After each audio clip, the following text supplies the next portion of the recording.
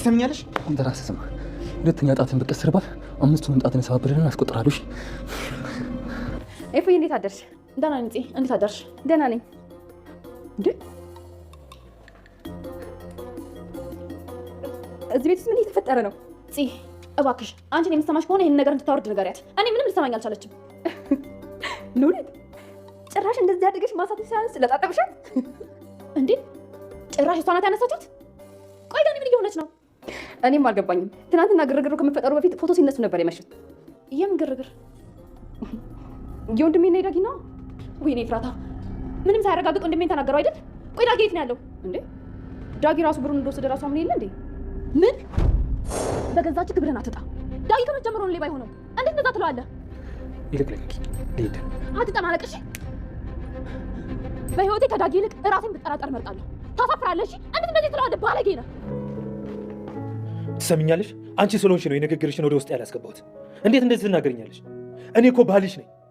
ትንሽ እንኳን ልትጠራጠር ይገባ ነበር። የኔ ናታን እስኪ አስበው። ዳጊ እንደዚህ አይነት ነገር ያደርጋል ተብሎ ማን ሊያስብ ይችላል? ቆይ አደረክልኝ? ምን አማራጭ አለኝ? ይቅርታ መጠየቅ ራሱ አይጠበቅብሽ።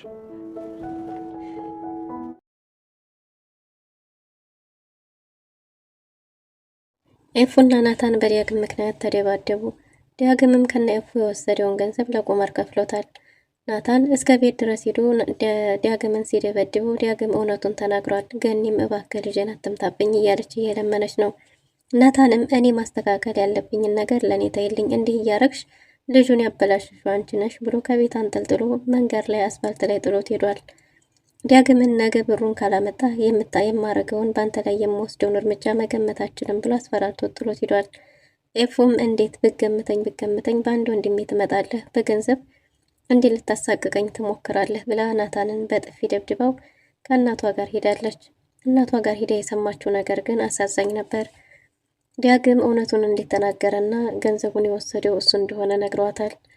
ኤፉ ባደረገችው ነገር በጣም አፍራለች። በቃ ወደ ቤት መሄድ ያለብኝ ብላ ተመልሳ ናታንን ይቅርታ ብትጠይቀውም ያደረግሽው ተግባር እኔ ላንቺ ሞራል ብጨነቅም አንቺ ግን ልቤን ሰብረሽዋል፣ ግን ደግሞ በአንቺ አልጨክንም ብለው በንግግር ፈተውታል።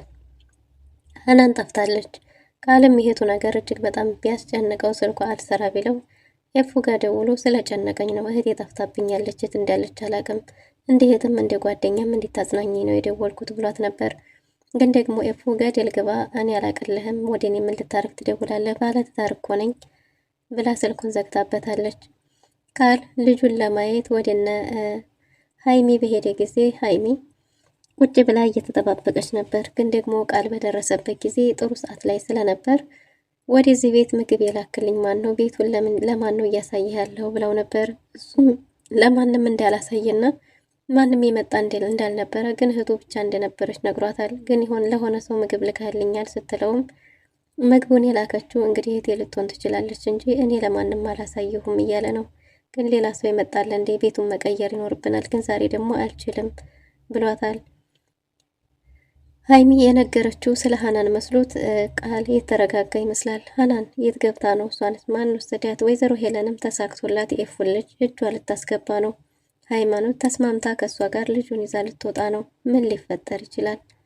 ሰላም ሰላም! ውድና የተወደዳችሁ ውድ ቤተሰቦች እንደምን አላችሁ? በያላችሁበት የዓለም ዳርቻ ሰላማችሁ በዘት ተተርፍ ይበል እያልን በአዲስ መተናል። በቅንነት ላይክ፣ ሸር፣ ሰብስክራይብ እያደረጋችሁ ቤተሰብ አድርጉን። ሰላም ሰላም! ውድና የተወደዳችሁ ውድ ቤተሰቦች እንደምን አላችሁ? በያላችሁበት የዓለም ዳርቻ ሰላማችሁ በዘት ተተርፍ ይበል እያልን በአዲስ መተናል። በቅንነት ላይክ፣ ሸር፣ ሰብስክራይብ እያደረጋችሁ ቤተሰብ አድርጉን። በባለፈው ክፍል እንዴት ተመለከት ነው ሐረግ ተከታታይ ድራማ ዳጊ እንግዲህ እህቴን ልጠይቅ ነው ብሎ ወደ ኤፉ ጋር ጎራ ብሎ ነበር። ኤፉም አንድ ወንድም እንደመጣባት እህት እንግዲህ ጉድ ብላ ልታስተናግደው ብትሞክርም አሁን ቁርስ ቤት በልቼ ከቤት መጥቻለሁ ባላት ጊዜ በቃ እሺ ሻይ ላምጣ ብላ ወደ ክችን ገብታ ነበር። በዛን ጊዜ ዳግም ፈልጎ የነበረው ገንዘብ ስለሆነ ገንዘብ ያለበትን ቦታ አስረግጦ ገንዘቡን ወስዶ መንገድ ላይ እያለ ነበር ገንዘቡን ይዤ መጥቻለሁና መክፈል እንችላለን ብሎ የተስማማው። ወዲያውም ገንዘቡን ከፍሎ ሱሱን አድርሶ ነበር ወደ ቤት እየመጣ የነበረው። ናታንም ወደ ቤት በሄደ ጊዜ ማንም ሰው አልመጣም ባለችው ጊዜ ኤፉን እንግዲህ ወደ መኝታ ቤቱ ገብቶ ገንዘብ ላይ ቢሞክርም ገንዘብ አልነበረም።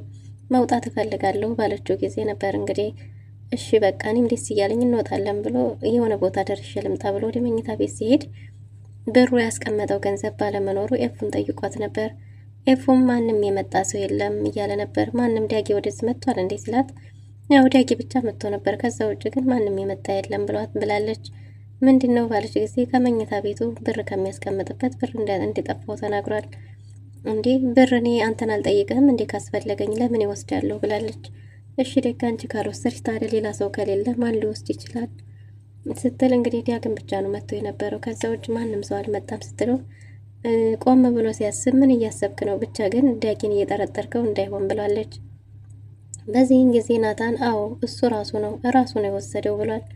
እንዴት እንደዛ ትላለህ? ምን ብትገምተኝ ነው ዳጊን የምጠረጥረው? ዳጊ ማለት ያለኝ ብቸኛ ወንድሜ፣ ብቸኛ ቤተሰቤ እሱ ብቻ ነው። እንዴት እንደዛ ትላለህ? እንዴት ዳግምን ትጠረጥረዋለህ? ብላለች።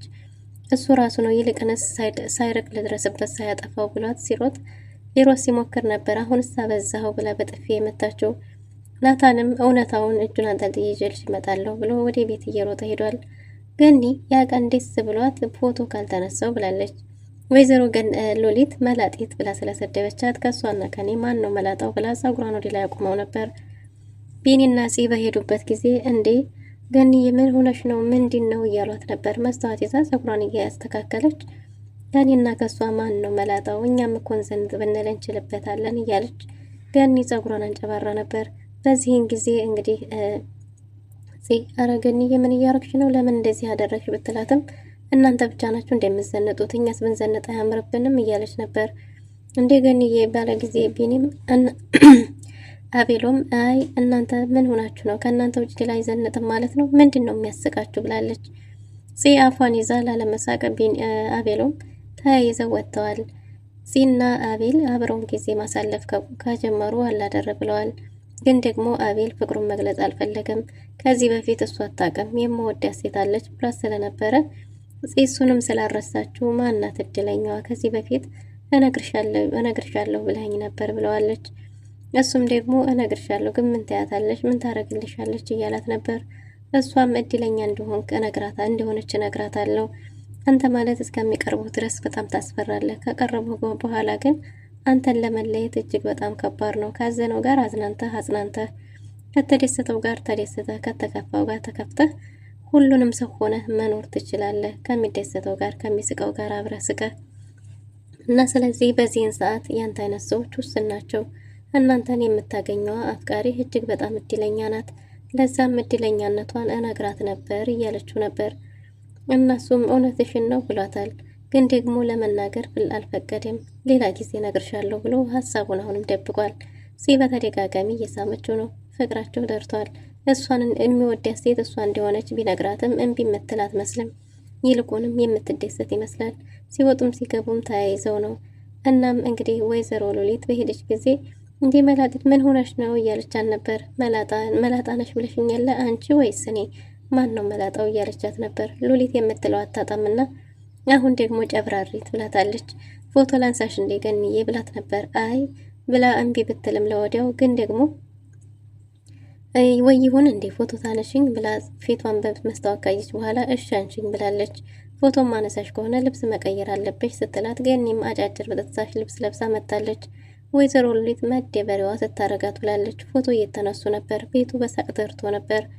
ናታን እየሮጠ ወደዛ ቤት መጥቷል። ወደዛ ቤት ድንገት ሲመጣ እሱም ጸጉሯ ቆሞ ሲያይ እንዴ ገኒዬ ብሎ ነበር። እሷም እንዴ አምሮብኛል አይደል እያለችው ነበር።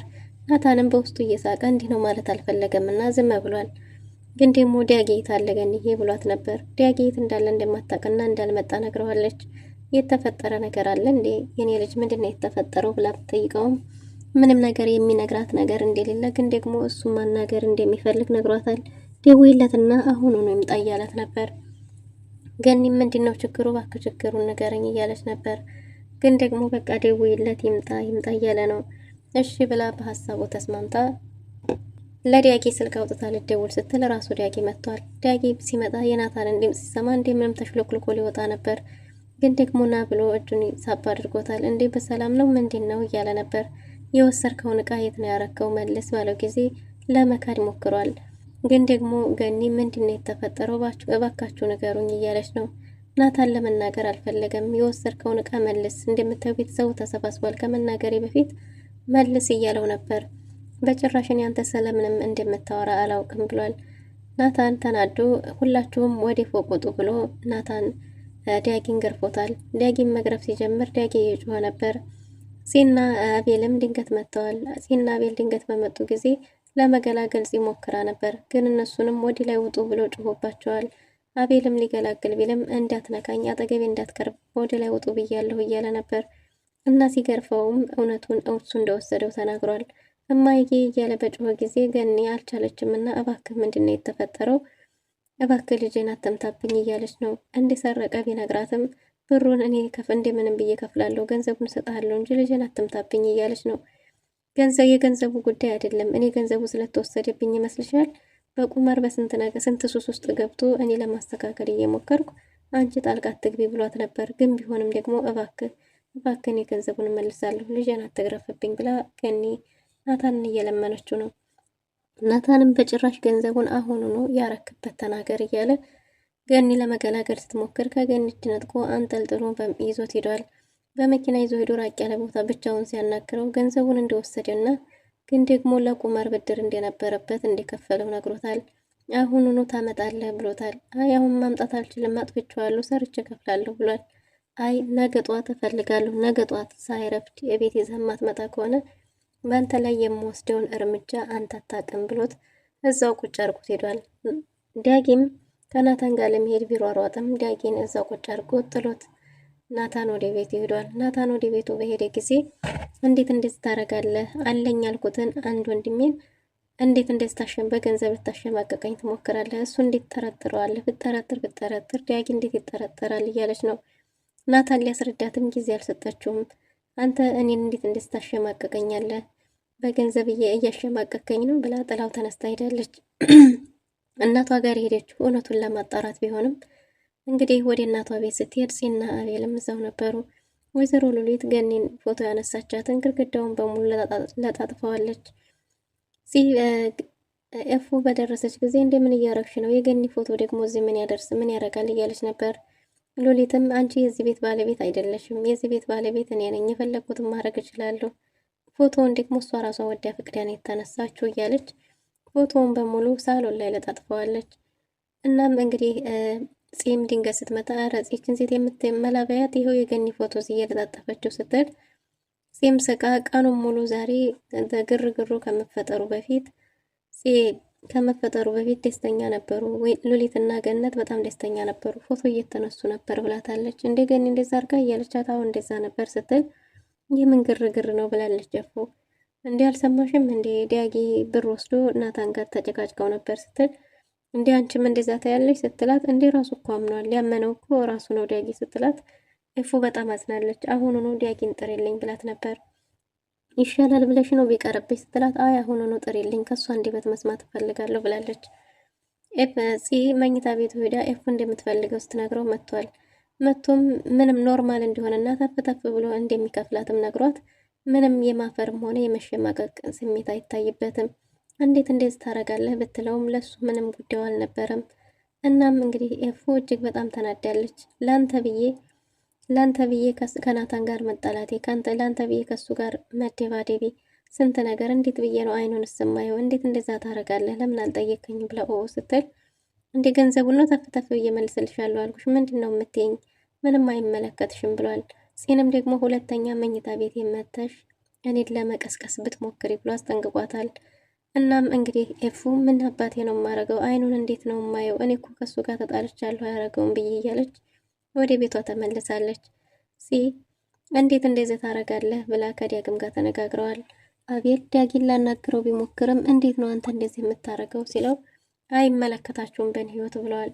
ወንድ ልጅ እናቱ ስታዝንና ስትከፋ እንዴት እንደዚህ ያደርጋል? እንዴት እናትህን አንገቷን ታስደፋታለህ? ስንት መከራዋን አይታ አሳድገህ እንዴት በሰዎች ፊት ዝቅ እንድትል ታረጋታለህ? ወንድ ልጅ እናቱን ያነሳል ያከብራል እንጂ አያሳፍርም። እናቱን አንገት አያስደፋም፣ እናቱን ዝቅ አያስደርግም እያለች ለመናገር ብትሞክርም አፍሽን ዝጊ ካልሆነ ግን ብሎ እጁ ሊሰነዝር ሲል ሁለተኛ እጅህን እሷ ላይ ማንሳት አችልም ብሎታል።